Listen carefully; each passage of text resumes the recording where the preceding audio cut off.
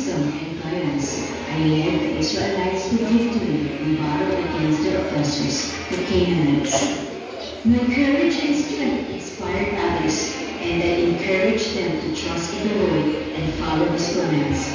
As a woman in a leadership position, I faced challenges and skepticism, but I remained steadfast in my faith. Through my leadership, the land of Israel experienced a period of peace and prosperity.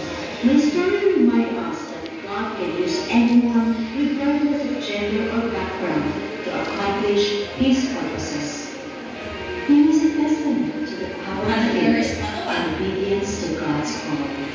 After the battle, I composed a song of victory, which is recorded in Judges chapter 5. This song, often called the Song of Deborah, celebrates the triumph of the Israelites over the oppressors and praises God for His role in their victory. Again, I am Deborah, a judge, a prophetess, a worshiping warrior, and I found encouragement and strength in worship to be obedient to everything the Lord was asking me to do. What can we learn from Deborah's story? First, be obedient. If God is telling you to do something or go somewhere, despite your fears, listen to His call.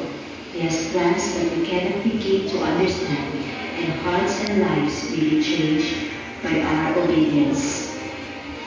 Be courageous. The old saying, God doesn't call the qualified, He qualifies the called.